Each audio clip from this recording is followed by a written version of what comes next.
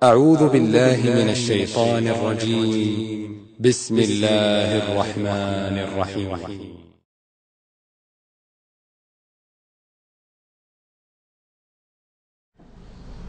الحمد لله والصلاة والسلام على رسول الله سيدنا ومولانا محمد ابن عبد الله وعلى آله وصحبه ومن تبعه ومن والاه. أشهد أن لا إله إلا الله وحده لا شريك له وأشهد أن سيدنا محمدا عبده ورسوله لا نبي بعده. اللهم صل على سيدنا محمد النبي الأمي وعلى آله وصحبه وبارك وسلم. قال الله تعالى في القرآن العظيم وهو أصدق القائلين: أعوذ بالله من الشيطان الرجيم.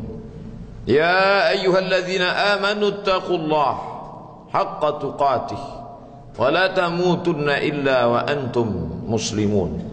وقال تعالى في آية أخرى: يا أيها الذين آمنوا اتقوا الله وقولوا قولا سديدا يصلح لكم أعمالكم ويغفر لكم ذنوبكم ومن يطع الله ورسوله فقد فاز فوزا عظيما. عباد الله، أوصيكم ونفسي بتقوى الله وطاعته فقد فاز المتقون. Hadirin jamaah Jumat yang dimuliakan Allah Subhanahu wa ta'ala. Seorang anak melihat orang tuanya duduk di atas kursi roda dengan tangan bergetar karena terkena penyakit Parkinson. Air liurnya meleleh karena tidak lagi bisa menelan. Dulu lehernya kokoh, kuat berbicara, tapi sekarang suaranya keluar merintih karena usia yang sudah lanjut. Di saat itulah si anak sadar ternyata ayahku yang dulu Jenderal Bintang 4 hari ini tidak lagi berdaya. Dia terduduk di atas kursi roda dengan tangan menggeletar, air liur meleleh. Dulu kalau dia berjalan tegap, langkahnya kokoh. Kalau dia bersuara keras, anak-anak buahnya takut, menggeletar mereka menghadapnya. Tapi sekarang dia hanyalah seorang tua yang terduduk di atas kursi roda dengan tangan menggeletar, dengan air liur meleleh. Dia hanyalah seonggok daging yang akan membusuk. Kalau ruh sudah keluar dari jasadnya, dia hanyalah akan menjadi santapan cacing tanah.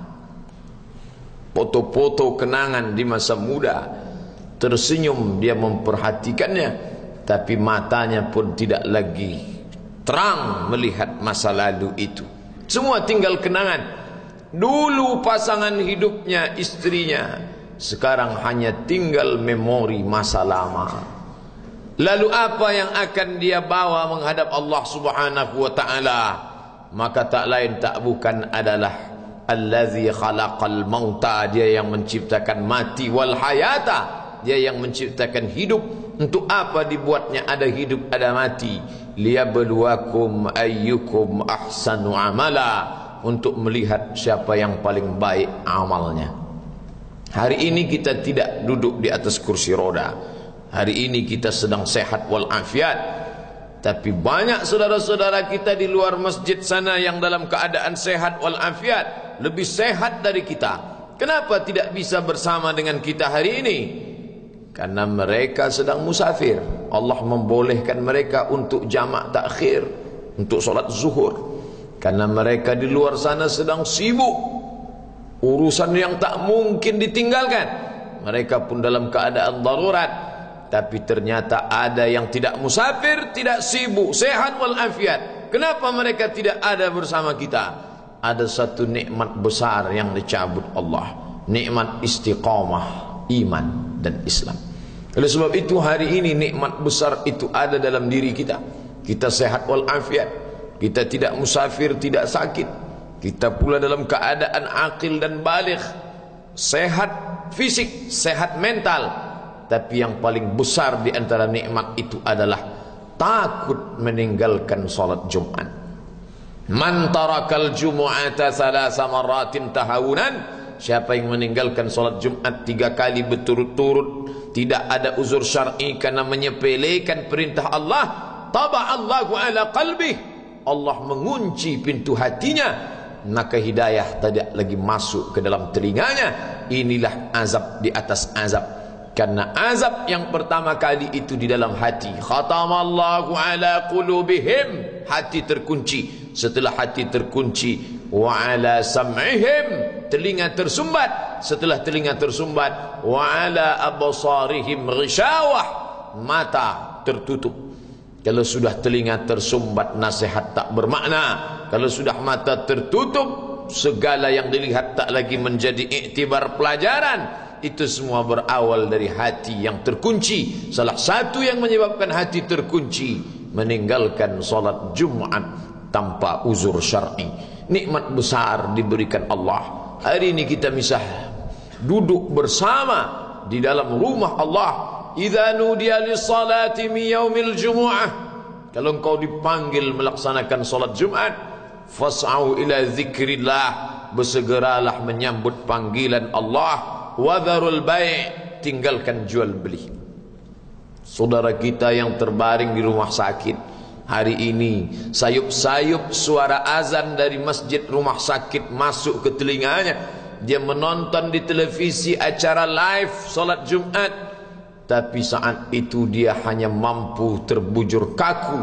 Ruhnya masih ada dalam jasad. Anaknya tidak bisa berada di sampingnya karena security tidak mengizinkan keluarga berada di dalam ruang ICU.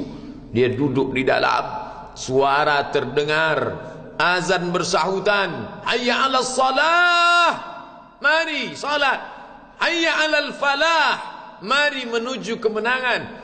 Dia hanya bisa meneteskan air mata. Kenapa? Kalau dulu dia waktu sehat sempat beribadah, penyesalannya tidak terlalu banyak.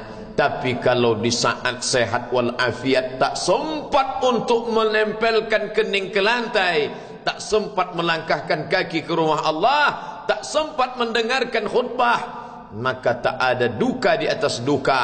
Air mata yang meleleh tak dapat mengembalikan masa lalu. Lan tarji'al ayyamul lati madat, yang lalu tak dapat diulang kembali. Air mata darah menangis. Yang sakit tak akan sembuh, yang mati tak akan hidup. Penyesalan selalu datang di akhir perbuatan. Belum pernah orang menyesal sebelum perbuatan berlalu. Selalu penyesalan di akhir. Di saat itu penyesalan tak lagi bermakna. Apa kata mereka ketika melihat azab Allah? Rabbana, hai Tuhan kami, ya Rabb kami, absarna, mata kami sudah melihat azab, wa sami'na, telinga kami sudah mendengar suara tangisan, teriakan, pekikan di dalam neraka. Farji'na, kembalikan kami lagi ke dunia, na'mal salihah, kami ingin beramal saleh. Inna muqinun, kami yakin seyakin-yakinnya. Tapi saat itu penyesalan tak lagi bermakna, karena dunia tak mungkin utuh semula, karena sudah menjadi sunnatullah yang lampau tak akan kembali. Idza sama'un fatarat, langit terbelah. Wa idzal kawakibun tasarat, planet-planet bertabrakan.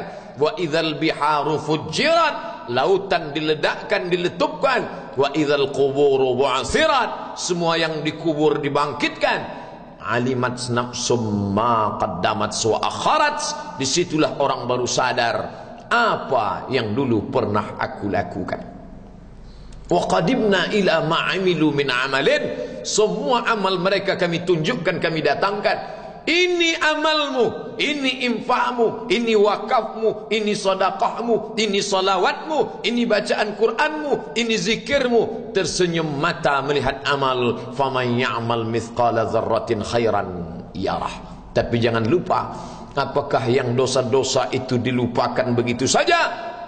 Yang buruk pun akan nampak juga. Faman ya'mal mithqala dzarratin syarran, sebesar ujung rambut, sebesar telapak kaki semut yang hitam di atas batu yang hitam di tengah malam yang kelam di dalam samudra yang gelap akan ditampakkan juga pada hari itu. Yauma tublas sarair, segala rahasia ditunjukkan dan mata akan melihat dengan penglihatan yang nyata. Mulut tidak lagi bisa menjawab. Al-yawma nakhtimu ala afwahihim, hari itu mulut kami kunci, karena mulut itu yang dulu pandai mencari-cari alasan, bersilat lidah, maka hari itu lidah dikunci. Wa tukallimuna aydihim, tangan mereka kami buat bicara. Wa tashhadu arjuluhum, kaki bersaksi. Apa yang akan dibicarakan tangan, apa yang akan dipersaksikan kaki. Bima kanu yaksibun, semua yang pernah dilakukan di masa yang lalu. Berapa atasanmu sanggup memberi gaji sehingga begitu enteng kau tinggalkan solatmu? Apa yang dijanjikan istrimu sehingga begitu enteng kau berikan yang haram, hanya rayuan sesaat, padahal dia pun akan meninggalkanmu sebelum masa tua tiba. Apa yang dijanjikan anak-anakmu? Ayah, kami akan menjagamu di hari tuamu nanti, maka berikan kami yang kami inginkan. Belikan kami rumah yang besar, belikan kami kendaraan yang mewah. Nanti setelah hari tua kami akan menjagamu, kata mereka. Tapi setelah kita tua, dosa-dosa begitu banyak terkumpul, mereka pun meninggalkan kita di panti jompo yang penuh dengan kesunyian, hening, sepi. Suara cucu tak terdengar menangis, karena mereka pun malu mengakui kita sebagai orang tua. Suapkanlah yang haram ke mulut mereka, berikanlah yang batil ke dalam perut mereka. Itu hanya akan menjadi azab di dunia sebelum hari kiamat tiba. Ish ma syi'ta, hiduplah sesuka hatimu. Ish ma syi'ta, apa yang mau kau makan, makanlah. Apa yang akan kau bekerjakan, kerjakanlah. Fa innaka mayyit, tapi ingat, kau akan menjadi mayat, kau akan mati. Semua akan diminta pertanggungjawaban di hadapan Allah Subhanahu wa ta'ala. Hari ini orang boleh tertawa, hari ini orang boleh merasa dunia dia yang punya, tapi sampai masanya yang hijau akan berubah menguning, yang kuning akan mati, yang mati akan menjadi debu, yang debu ditiup angin hampa tak bermakna. Lalu apa yang akan dibawa menghadap Allah Subhanahu wa ta'ala? Amal saleh. Kalau pernahlah mulut itu membaca sepotong dua potong ayat sebelum berangkat bekerja, kalau sempatlah masuk ke kamar mandi mengambil air wudhu, solat sunat duha sebelum berangkat bekerja, kalau sempatlah ketika duduk dalam suasana santai membuka iPad lalu dibuka Quran digital sambil melihat beberapa ayat merenungkan maknanya, mengingat mati. Kalau sempatlah mulut mengucapkan subhanallah wa bihamdihi subhanallahil azim. Kalau sempatlah anak istri dibawa ke masjid iktikaf mendengarkan pengajian. Kalau sempatlah beberapa persen dari pendapatan itu dilimpahkan ke rumah anak yatim panti jompo masjid. Kalau sempatlah beberapa meter tanah dibeli untuk pembebasan mendirikan rumah Allah. Kalau sempat memberikan beberapa karpet untuk rumah yang selalu ditinggalkan. Kalau sempatlah membelikan beberapa kilo beras untuk yatim piatu dan panti jompo, itulah yang akan menolong di hadapan Allah. Adapun rumah besar dengan beberapa semen, dengan beberapa busi yang banyak, semua akan menjadi tinggal kenangan. Mereka akan menjual, membagi-baginya. Tanah yang dulu harganya semeter 100.000 sekarang sudah menjadi 5 juta. Mereka akan bagi-bagi itu semua kepada ahli waris. Lalu kita hanya membawa 3 helai kain tipis yang tidak berjahit, dan itu semua menjadi milik orang. Kalau dulu mereka kita didik dengan pendidikan yang baik, di tengah malam mereka bangun menetes air matanya, lalu dia berdoa, Rabbighfirli wa liwalidayya warhamhuma kama rabbayani shaghira. Seperti tetesan embun di tengah gurun Sahara yang panas. Kalau sempatlah mereka berdoa, Allahumma ighfir lahu warhamhu wa'afihi wa'fu anhu. maka mengalirlah air yang sejuk ke tenggorokan yang kering. Kalau sempatlah mereka membeli makanan, diundangnya anak yatim, diusapnya kepala, ya Allah, terimalah sedekahku ini untuk almarhum ayahku, almarhumah bundaku. Aku tak dapat membalas budi baik mereka, ya Allah, mereka sudah mendahului aku.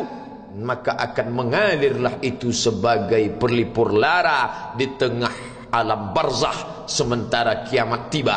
Tapi kalau mereka hanya dididik dengan keduniawian, dididik dengan kemewahan, disumbat mereka dengan materi, tak pernah diingatkan pada mati.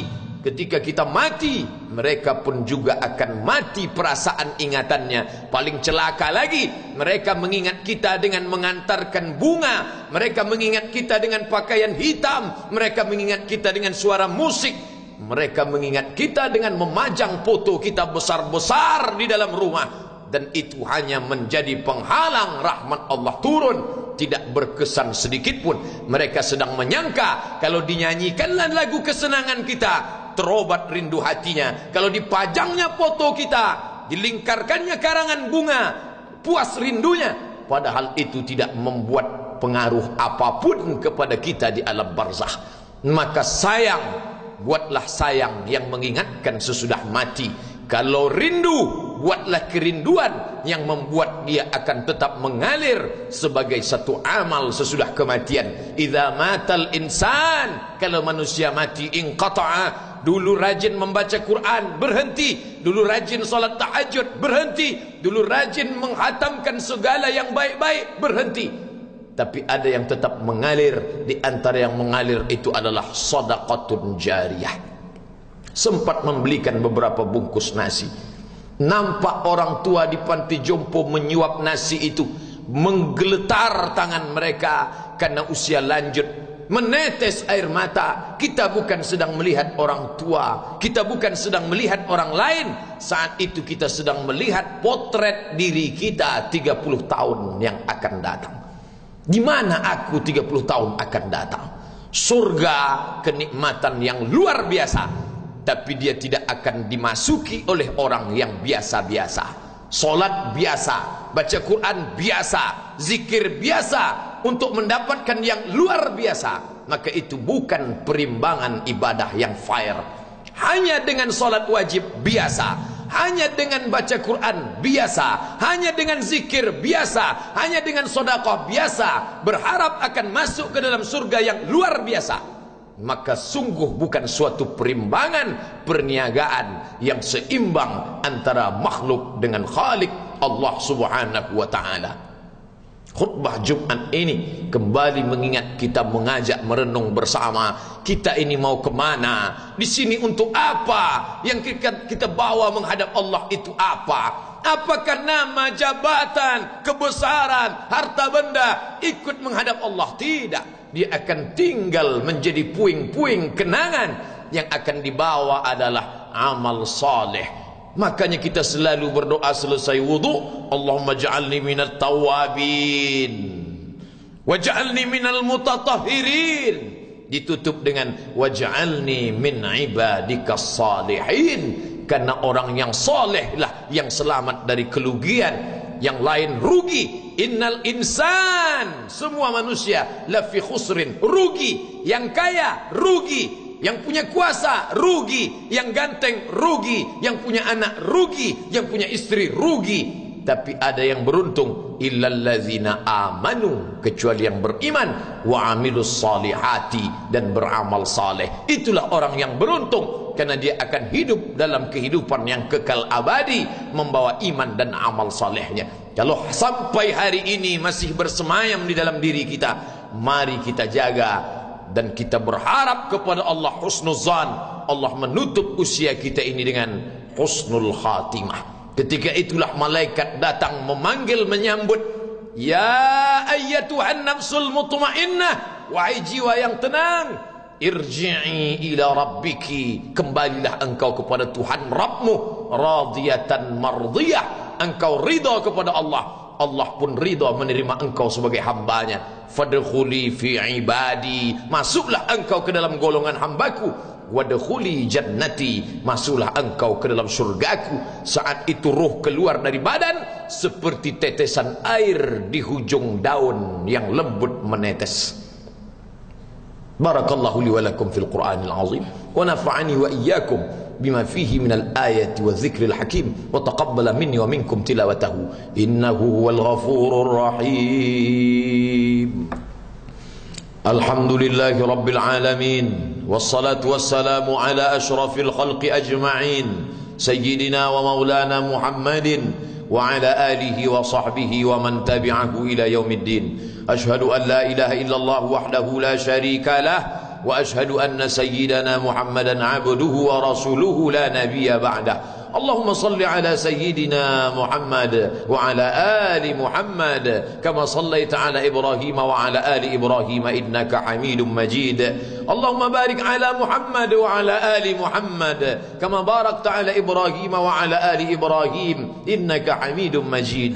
Qala Allah ta'ala fil Qur'anil azim wa huwa asdaqul qailin. A'udzu billahi minasy syaithanir rajim. Bismillahir rahmanir rahim. Wal 'ashr innal insana lafi khusr illa alladhina amanu wa 'amilus salihat wa tawasaw bil haqq wa tawasaw bis sabr. Wa qala ta'ala fi ayatin ukhra inna allaha wa malaikatahu yusalluna 'alan nabi ya ayyuhalladzina amanu sallu 'alaihi wa sallimu taslima. Allahumma ighfir lil muslimina wal muslimat والمؤمنين والمؤمنات الأحياء منهم والأموات برحمتك يا أرحم الراحمين. اللهم أعز الإسلام والمسلمين واخذل الكفرة والمشركين ودمر أعداءك أعداء الدين. اللهم انصر إخواننا المجاهدين المظلومين في سوريا وفي مصر وفي روهينيا وفي كل مكان ومن مشارق الأرض إلى مغاربها. لا تدع لنا ذنبا إلا غفرته ولا هما إلا فرجته ولا دينا إلا قضيته ولا مريضا إلا شفيته ولا ميتا إلا رحمته ولا حاجة من حوائج الدنيا والآخرة لك رضا ولنا فيها صلاح إلا قضيتها ويسرتها يا أكرم الأكرمين. عباد الله